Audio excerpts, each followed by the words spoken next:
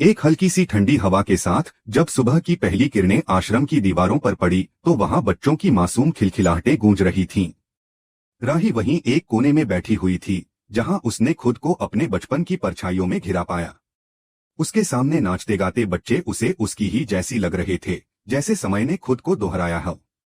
वह धीरे धीरे पास बैठती है और अपने हाथों से एक ब्रेसलेट बनाना शुरू करती है। उस पर अनुज का नाम उकेरती है। परी उसे देख रही होती है और उत्साह से कहती है, मैं आपके नाम का ब्रेसलेट बनाऊंगी। राही उसकी मुस्कान में खुद को देखती है, लेकिन उसके चेहरे की खुशी कुछ ही देर में धुंधली होने लगती है। उधर अनुपमा आश्रम में मनोहर जी के साथ पहुंचती है। उसकी आंखें चारों ओर घूमती हैं, जैसे वो उन बीते पलों की खोज कर रही हो जिन्हें उसने यहाँ जिया था। हर दीवार, हर कमरा, हर आंगन कोई न कोई कहानी बयां कर रहा था। उसे पुराने दिन याद आने लगते हैं, जब वह पहली बार यहाँ आई थी। लेकिन अब सब कुछ बदल चुका था। बच्चे बदल गए थे, चेहरे बदल गए थे, लेकिन जो नहीं बदला था वो था यहाँ का अपनापन। राही ब्रेसलेट बनाते समय अनुज को याद कर रही होती है और तभी उसे अचानक अनुपमा की छवि आंखों के सामने आ जाती है। वह घबरा जाती है, उसके हाथ रुक जाते हैं।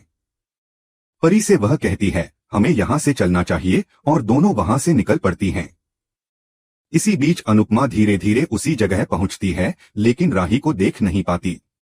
फिर भी उसे कुछ महसूस होता है, जैसे कोई अपना पास था।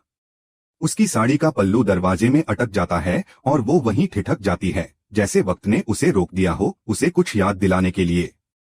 बच्चों का डांस शुरू होता है और अनुपमा उसे भावुक होकर देखती है। उन मासूम चेहरों में उसे राही की मासूमियत झलकती है। और फिर उसकी नजर जमीन पर पड़े एक ब्रेसलेट पर जाती है। उसे उठाकर देखती है, उस पर अनुज और राही लिखा हुआ होता है।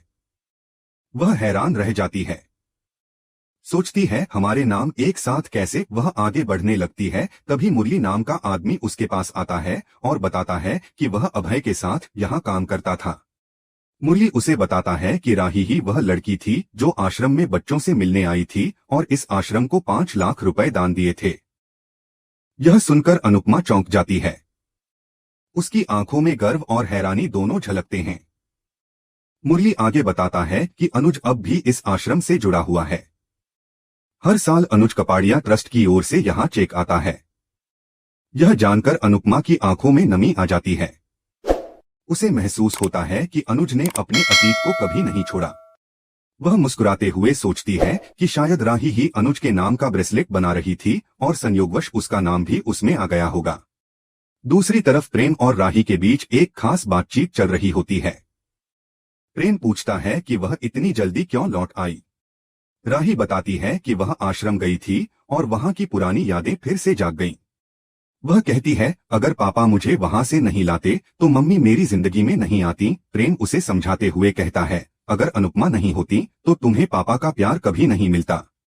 उन्होंने उस उम्र में शादी करके तुम्हें गोद लिया, तभी तो तुम्हें अनुज जैसे पिता मिले।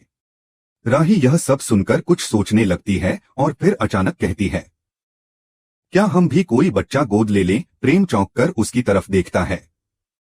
राही कहती है कि वह खुद मां बन सकती है, लेकिन किसी अनाथ बच्चे को अपनाने का सुख कुछ अलग ही होता है। प्रेम मुस्कुराते हुए उसकी बात से सहमति जताता है और कहता है, हम गोद भी लेंगे और खुद के भी 2-3 बच्चे पैदा करेंगे। राही हंसते हुए कहती है, तो फिर हम फुटबॉल टीम ही बना लेते हैं। प्रेम भी हंसते हुए कहता है, सही है, फिर मोतीबा और माँ बच्चों को संभालते रहेंगे और तुम्हें डांटने का वक्त ही नहीं मिलेगा। फिर राही बताती है कि उसने अनुज के नाम का ब्रेसलेट बनाया था, लेकिन वह आश्रम में ही छूट गया। अब पता नहीं वो किसके पास होगा। उधर अनुपमा उस ब्रेसलेट को हाथ में थामे देख रही होती है और भारती से कहती है, काश मैं अपनी बेटी से मिल पाती। भारती कहती है, किस्मत ने अगर तुम्हें इतना पास ला दिया है तो वो जरूर मिलवाएगी भी। अनुपमा कहती है, शायद अच्छा ही हुआ कि वो मुझसे नहीं मिली, वरना दुखी हो जाती। अनुपमा इमोशनल होकर बताती है कि वह, अनुज और राही तीनों का इस आश्रम से गहरा रिश्ता है। हमारी छोटी बेटी भी हमें यही मिली थी, जिसे हमने गोद लिया था, तभी हमारा परिवार पूरा हुआ था। लेकिन अब अनुज भी नहीं है और मेरी बेटी भी मुझसे दूर हो गई है। भारती उसे दिलासा देती है कि किस्मत जब पास लाती है तो दूरियों को भी मिटा देती है। अनुपमा मुस्कुराती है, उसकी आंखों में उम्मीद की चमक लौट आती है। और इसी उम्मीद के साथ कहानी यहाँ एक मोड़ लेती है, जहाँ माँ और बेटी के बीच अनदेखा रिश्ता एक बार फिर हवा में तैरता है, बस मिलने की देर है। जब आश्रम की यादों में डूबी अनुपमा को भारती टोकर कहती है कि डांस कंपटीशन सर पर है और पूछती है कि क्या वह सरिता की जगह डांस करेगी, तो अनुपमा कुछ क्षणों के लिए चुप हो जाती है। दिल में कई भाव उमड़ने लगते हैं, लेकिन वह खुद को समेटते हुए आगे बढ़ने का फैसला करती है। अगली ही झलक में हम देखते हैं कि डांस कंपटीशन का अगला राउंड शुरू हो चुका है और अनुपमा पूरी तैयारी के साथ सरिता की जगह स्टेज पर उतरती है। वह अपनी टीम के साथ जब मंच पर कदम रखती है तो उसकी चाल में आत्मविश्वास और आंखों में सपने होते हैं। उनके डांस में सिर्फ नृत्य नहीं, भावनाएं भी झलकती हैं, जैसे वह हर स्टेप में अपनी जिंदगी की कहानी सुना रही हो। वहीं दूसरी ओर राही अपनी टीम के साथ जोश से भरी हुई नजर आती है। उसकी टीम भी अपने प्रदर्शन में कोई कसर नहीं छोड़ती। दर्शकों की तालियों की गूंज दोनों टीमों के आत्मबल को और बढ़ा देती है। जब क्वार्टर फाइनल के रिजल्ट घोषित होते हैं तो दोनों ही टीमों के नाम सिलेक्टेड लिस्ट में शामिल होते हैं। अनुपमा की टीम में उत्साह की लहर दौड़ पड़ती है, वहीं राही की टीम भी खुशी से झूम उठती है। दोनों औरतें जो एक दूसरे से अनजान हैं, एक ही मंजिल की तरफ कदम बढ़ा रही हैं, लेकिन रास्ते अब भी रहस्य से भरे हैं। जैसे जैसे क्वार्टर फाइनल की दूसरी टीमों की परफॉर्मेंस होती है, अनुपमा की टीम को अपने प्रतिद्वंद्वियों को देखकर घबराहट होने लगती है। राही की टीम भी कुछ ऐसी ही बेचैनी महसूस करती है, लेकिन अपने इरादों पर कायम रहते हुए वे आगे बढ़ते हैं। कुछ ही समय बाद परिणाम घोषित होते हैं। मुंबई की ओर से अनुपमा की टीम और अहमदाबाद की ओर से अनुज डांस एकेडमी की टीम सेलेक्ट हो जाती हैं। यह खबर मिलते ही दोनों टीमें उत्साह से भर जाती हैं। खासकर राही, जिसे जैसे पहली बार अपने कदमों में उड़ान मिल गई हो। उसकी प्रतिभा अब सिर्फ मंच तक सीमित नहीं रही, उसके घर के दरवाजे मीडिया वालों के कैमरों से भर जाते हैं। इंटरव्यू की भीड़ राही के घर उमड़ आती है और मोतीबा, माही और ख्याति के चेहरों पर ईर्ष्या की लहरें साफ देखी जा सकती हैं। इसी बीच अनुपमा भगवान से प्रार्थना करती है कि यह सफर यूं ही आगे बढ़ता रहे और उनकी टीम को जीत का आशीर्वाद मिले। शाह परिवार में भी पाखी सबको अपनी सेमीफाइनल में सिलेक्शन की खबर सुनाती है और सभी उसे बधाइयां देते हैं। लेकिन जब पाखी कहती है कि सेमीफाइनल मुंबई में और फिनाले अहमदाबाद में होगा, तो बापूजी उसे टोकते हैं कि यह सिर्फ पैसों के लिए नहीं, पहचान के लिए करना चाहिए। पाखी मजाक में कहती है कि उसे लग रहा है फिनाले में बहुत बड़ा धमाका होने वाला है, जैसे वह कुछ खास महसूस कर रही हो। इधर टीवी पर मनोहर जी का लाइव इंटरव्यू चल रहा होता है। कोठारी परिवार भी यह इंटरव्यू देख रहा होता है।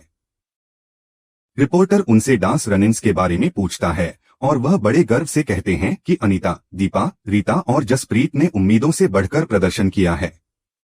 अनुपमा टीवी के सामने बैठी घबरा जाती है कि कहीं उनका नाम भी ना लिया जाए। जब रिपोर्टर उस खास शिष्य का नाम पूछता है जिसने पूरी टीम को यहां तक पहुंचाया, तो अनुपमा चुपचाप मनोहर जी को इशारा करती है। मनोहर जी मुस्कुराकर कहते हैं, उनका नाम है तिलोत्मा। अनुपमा चैन की सांस लेती है। राही यह सुनकर सोच में पड़ जाती है। वह कहती है कि यही वही शिष्य हैं जिनसे वह मिल नहीं पाई। पराग उससे पूछता है कि वह इतनी चिंतित क्यों है, तो राही कहती है कि अगर यह वही तिलोत्मा हैं और उनकी टीम से हमारा आमना सामना हुआ, तो क्या हम उनके सामने टिक पाएंगे। प्रेम उसे शांत करते हुए कहता है कि मेहनत और आत्मविश्वास से ही जीत मिलती है। वह उसे भरोसा दिलाता है कि जो भी होगा वे मिलकर सामना करेंगे। अब मंच सजा है सेमीफाइनल की तैयारियों के लिए। अनुपमा की टीम उत्साह से चीयर कर रही होती है। इसी दौरान शाह परिवार और कोठारी परिवार एक ही जगह आमने सामने आ जाते हैं। मोतीबा और लीला एक दूसरे को देखकर चौंक जाती हैं, जैसे कोई पुरानी याद फिर से ताजा हो गई हो। तभी एंकर अनाउंसमेंट करता है, अगली प्रस्तुति है अनुज डांस एकेडमी से राही कोठारी की। यह नाम सुनते ही अनुपमा हक्की बक्की रह जाती है। उसका दिल जोर जोर से धड़कने लगता है और वह तेजी से स्टेज की ओर दौड़ पड़ती है। राही मंच पर अपने दल के साथ नृत्य करती है और उसकी हर हरकत में एक लय और आत्मा बसती है। अनुपमा उसे देखती है, आंखें नम हो जाती हैं और उसके होंठ थरथराने लगते हैं। तभी वह प्रेम से कहती है, जब तुम जानते थे कि राही भी इसी कंपटीशन में हिस्सा ले रही है, तो तुमने मुझे क्यों नहीं बताया। प्रेम भावुक हो जाता है, उसकी आंखों में कुछ अधूरे जवाब तैरने लगते हैं। और यहीं जब मंच पर दो कहानियां एक हो रही होती हैं, माँ और बेटी की राहें फिर से टकराने लगती हैं, दिलों की दीवारें गिरने की तैयारी में होती हैं। कहानी यहाँ खत्म नहीं होती, बल्कि एक नए मोड़ की ओर बढ़ती है।